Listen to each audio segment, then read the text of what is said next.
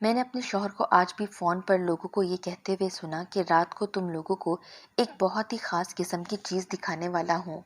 یہ آفر سب کے لیے نہیں ہے، تم لوگ میرے اپنے ہو، اسی لیے صرف تم کو بتا رہا ہوں۔ بڑا ہی روح پرور ماحول ہونے والا ہے، بہت ہی خاص چیز ہے، روز روز نہیں ملتی، وقت سے آ جانا۔ مجھے پہلے تو سمجھ میں نہیں آیا کہ میرا شوہر کس بارے میں بات کر رہا ہے، لیکن جب بھی ہمارے محلے میں کہیں آس پاس کسی کی فوتگی ہو جاتی تو اسی رات میرا شوہر اپنے دوستوں اور جاننے والوں کو فون کر کے بلایا کرتا تھا کہ آج کی رات تم لوگوں کو ایک ایسا منظر دکھاؤں گا کہ حیران ہو جاؤ گے، تم سب کا ایمان تازہ ہو جائے گا۔ اس کے بعد میرا شوہر میت کے کاموں میں سب سے آگے آگے ہوتا، بنا کسی معاوضے کے سارے کام بہت ہی شوق سے کرتا۔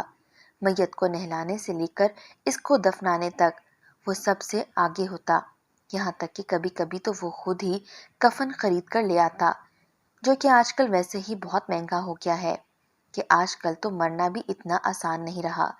سارا محلہ میرے شوہر کی تعریفیں کرتا تھا، کہتا تھا کہ بڑا ہی نیک انسان ہے۔ جب بھی کسی کے ہاں کوئی غم ہوتا ہے تو یہ شخص سب سے پہلے پہنچ جاتا ہے اور کام ایسے کرتا ہے کہ گویا اس کا کوئی اپنا ہی اس دنیا سے چلا گیا ہو۔ آج کل ایسے لوگ کہاں ملتے ہیں؟ میں کسی کے گھر چلی جاتی تو وہاں پر سب میرے شوہر کی ہی باتیں کر رہے ہوتے کہ تمہارے شوہر جیسا تو کوئی بھی نہیں ہے، بڑے ہی خوش قسمت ہو، وہ اپنی آخرت سنوار رہا ہے، اور جو انسان اتنا اچھا ہو تو وہ ظاہر ہے گھر میں بھی بہت اچھا ہوگا۔ میں چپ چاپ لوگوں کی باتیں سنتی رہتی تھی، کیونکہ میں جانتی تھی کہ میرے شوہر کے دو روپ ہیں، وہ گھر میں بالکل بھی اچھا نہیں تھا۔ مجھے ایک دن پتہ چل ہی گیا، کیونکہ میرا شوہر کسی بھی میت کے پیچھے ایسے پریشان ہو جاتا ہے جیسے خدا نخواستہ اس کے گھر کی میت ہو، کیونکہ وہ جب بھی کسی میت کو قبر اتارنے لگتا تو اس میں ایک موبائل فون رکھ دیتا تھا، اور اس کے ساتھ وہ کیا کرتا تھا یہ جان کر میری جان ہی نکل گئی۔ لیکن پھر ایک دن کچھ ایسا ہوا کہ میرا شوہر بھی حیران رہ گیا اور میں بھی، کیونکہ جس قبر میں فون رکھ کر آیا تھا وہ ایک لڑکی کی قبر تھی، جس میں سے اس کو کسی کی آواز سنائی دی تھی، اور آواز کسی اور کی نہیں بلکہ میرا نام نجمہ ہے۔ میں ایک سیدھی سادی مناسب شکل و صورت کی لڑکی تھی، میری شادی کو 15 سال ہو چکے تھے اور میرے 4 بچے بھی تھے۔ زندگی ٹھیک ٹھاک گزر رہی تھی، پر میرا شوہر عجیب طرح کا انسان تھا۔ یوں تو اس کے کریانے کی دکان تھی، اسی لیے اسے سارا محلہ جانتا تھا، لیکن اس کے علاوہ اسے پیسے کمانے کا بہت شوق تھا، لیکن بہت ہی آسان اور جھوٹے طریقے سے وہ اس بات پر مشہور تھا کہ جب بھی محلے میں کوئی مرتا ہے تو وہ سب سے آگے آگے ہوتا ہے۔ لیکن اگر وہ اتنا ہی اچھا انسان تھا تو پھر گھر میں اس کے طور طریقے اتنے برے کیوں تھے؟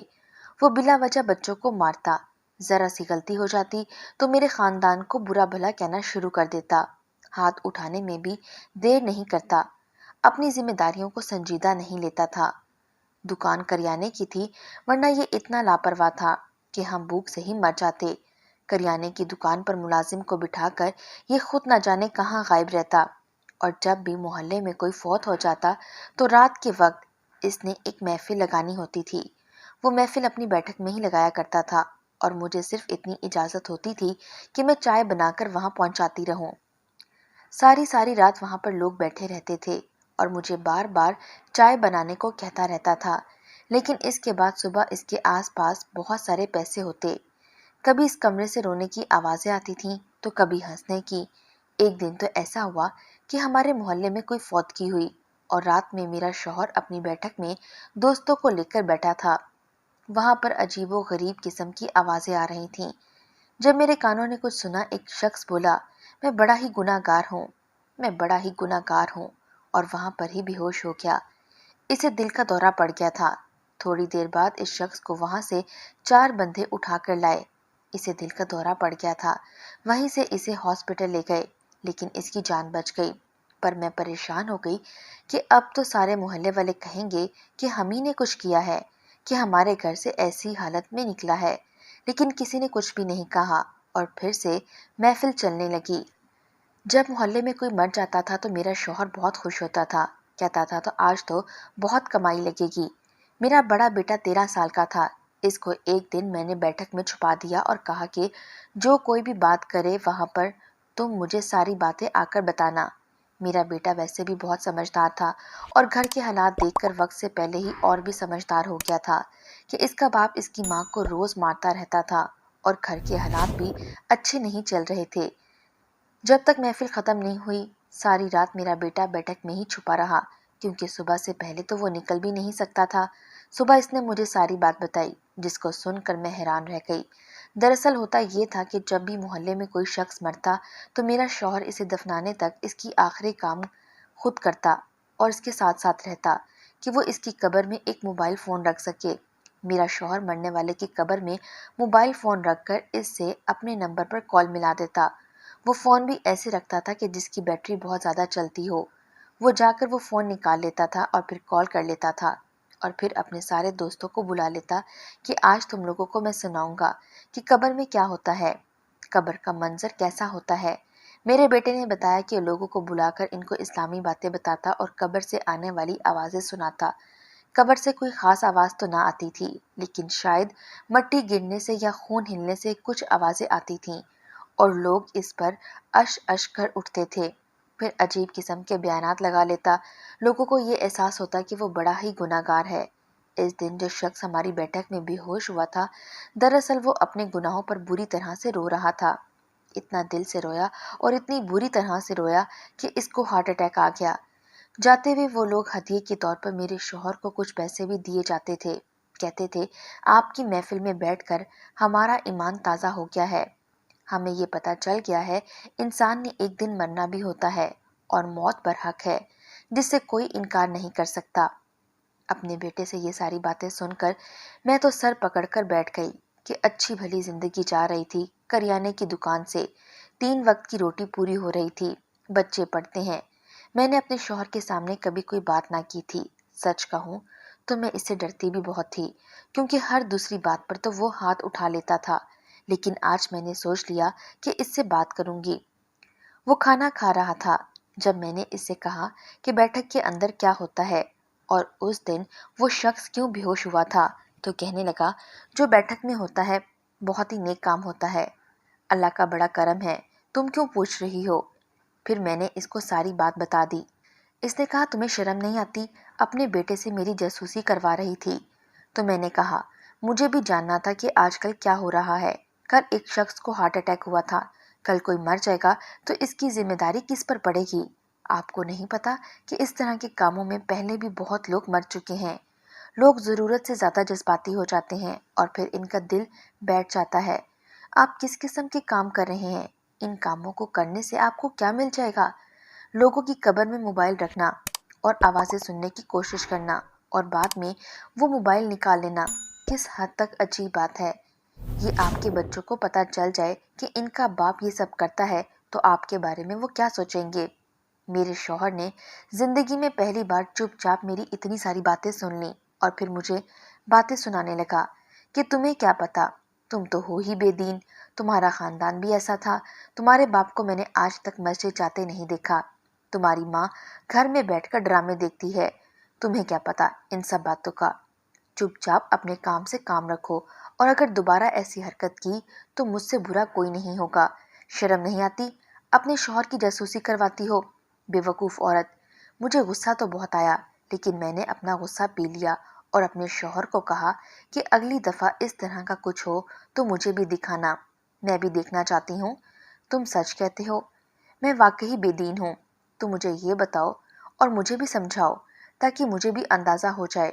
میرے شوہر نے پہلی دفعہ میری تعریف کی اور کہا کہ ضرور، جب بھی کچھ ایسا ہوا تو میں تمہیں ضرور دکھاؤں گا، بس تم دعا کرو کہ جلدی محلے میں کوئی میت آ جائے۔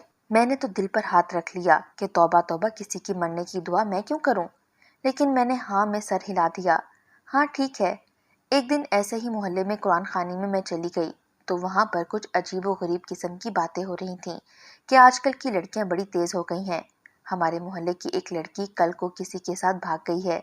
سارے یہی باتیں کر رہے تھے کہ وہاں عورتیں بھی آئی ہوئی تھیں۔ کہنے کو تو وہ قرآن خوانی تھی، لیکن عورتیں ادھر ادھر کی باتوں میں ہی مصروف تھیں کہ ہمارے محلے میں اس طرح کی کوئی خبر کبھی نہیں آئی، یہ تو شریفوں کا محلہ تھا، لیکن دیکھ لو اب کیا ہو گیا ہے۔ یہ سارا کچھ موبائل اور فیس بک کا کیا دھرا ہے۔ اچھی بھلی پڑھی لکھی اور سمجھدار لڑکی تھی، پتہ نہیں کس بے روزگار انسان کے ساتھ اپنے گھر والوں کا منہ کالا کروا کر بھاگ گئی۔ باپ بیچارہ اتنا رو رہا تھا اور ماں تو جیسے کچھ بول ہی نہیں رہی تھی۔ اب خیر بولے گی بھی تو کیا؟ میں سوچنے لگی کہ واقعی آج کل زمانہ بڑا خراب ہے۔ میرے بیٹے تھے اور بیٹی سب سے چھوٹی تھی۔ اسی قرآن خوانی میں ایک لڑکی موبائل پر باتیں کر رہی تھی۔ میں اس لڑکی کو اس لیے دیکھ رہی تھی کیونکہ وہ بہت ہی پیاری تھی۔ اس کے لمبے لمبے بال تھے۔ تب کسی نے کہا کہ اسی کو ہی دیکھ لو، فون پر ہنس ہنس کے باتیں کر رہی ہے۔ تمہیں کیا لگتا ہے کس سے بات کر رہی ہوگی؟ اپنے ماں باپ سے تو بات نہیں کر رہی ہوگی اتنا مسکرا مسکرا کر۔ کون اپنے ماں باپ سے ایسے بات کرتا ہے، وہ بھی فون پر؟ ابھی انہی کے گھر سے تو آئی ہوگی۔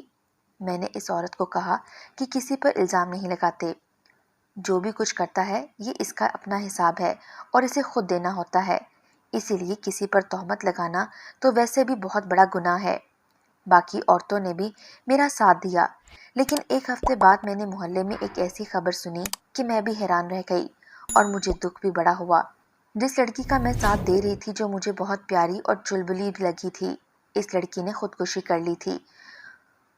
میں بہت حیران تھی اور اس کے گھر میں بھی کوئی نہیں تھا سوائے اس کی ایک خالہ کے۔ اس کے ماں باپ بیرون ملک ہوتے تھے اور راستے میں تھے، پر ان کے آنے سے پہلے ہی تدفین کرنی پڑی۔ میرے شوہر کو پتہ چل گیا کہ محلے میں پھر سے میت ہے۔ میرا شوہر تو بھاگا آیا۔ اس دفعہ جنازہ عورت کا تھا، اسی لیے اس نے صرف دفنانے کا کام ہی کرنا تھا۔ لیکن عورت کی میت پر کافی مشکل ہو جاتا ہے، کیونکہ عورت کی میت کو غیر محرم غیر مرد ہاتھ بھی نہیں لگا سکتا۔